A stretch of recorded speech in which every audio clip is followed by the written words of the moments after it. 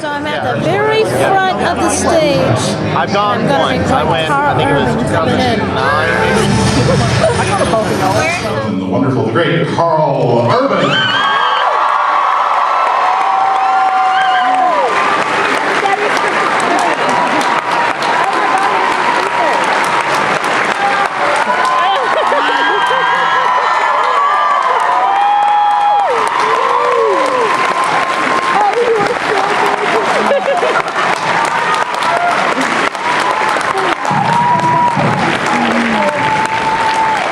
These guys are a pass.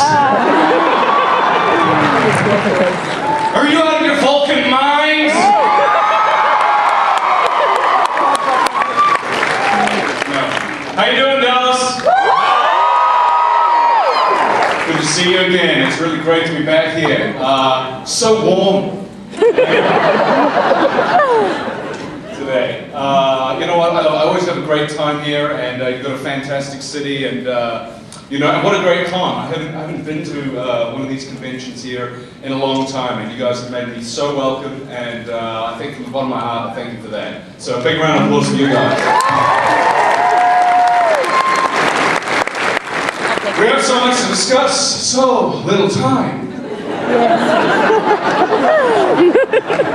Why don't we just open this up to questions? We've got 2 microphones there. If you've got anything you'd like to know, step up to the microphone and I will do my best to answer or lie. How are you? If you could get an autograph from anyone here, who would it be? That'd be you. No, she's gone.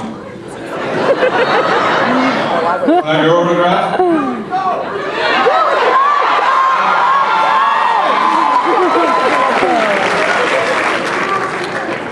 Go get it, man.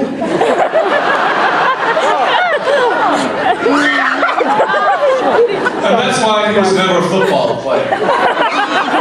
You got a Sharpie? There you go. When you sign it, write a name.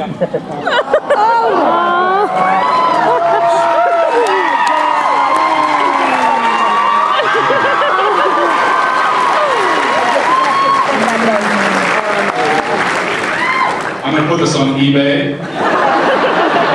So you better go become famous or something. $100. We have $100 here, $100 here. Do I here too? I'll take it. I've got, you take these. No. Ma'am, how are you? Hi, I'm good. I've got 2 questions for you. The first Whoa, one. double questions. Yeah. All right, go. Okay, you played a lot of really iconic and amazing roles, and I was wondering if there was any sort of role or type of role that you want to play that you haven't yet. Well, thank you. That's a fantastic question. You know what? I never really know what I want to do until the script comes across the desk and I read it and start, you know, making decisions about how I would like to play the character.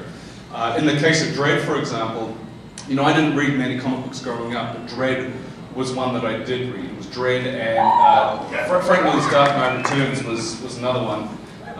And Reed Fleming, world famous Milkman was another. And the other Fabulous Furry Freak Brothers.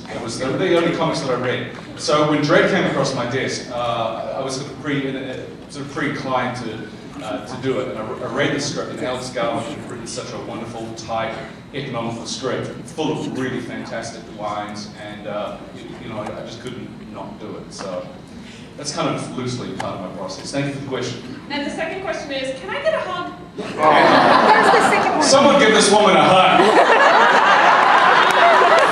Come on.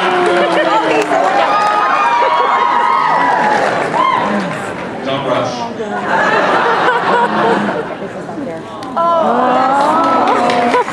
That's $50. How are you?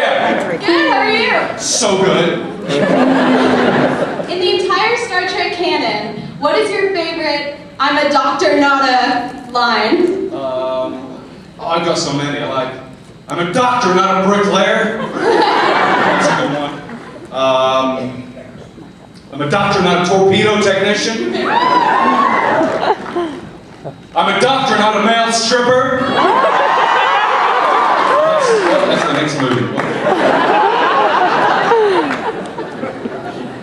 Thank you. A good question. Hi. Hey. How are you? Very good. Look at this how I get my car. Thank you for coming out here today. It's pretty cool. That's pretty cool.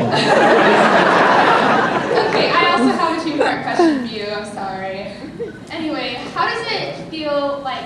Okay, so one of your first roles was a Wellington soldier in '92, and how does it feel like for your career to take off this fast from there to playing Bones and Dread, and your role in Almost Human as John? How does it feel for your career to skyrocket, I guess? Oh, thank you. Well, thank you very much. How does it feel for my career to take off this fast? It's been 22 years. I'm running a soldier here. People say, "Oh my gosh, you're so lucky. You're so lucky. How did you do it?" And I often reply, "Yeah, it's funny. It's like the harder I work, the luckier I seem to get." Not my quote, but I'm going to use it. You know what? I had a dream as a kid, and if anybody out there who has got a dream, this is the advice that I would give to you: just go for it.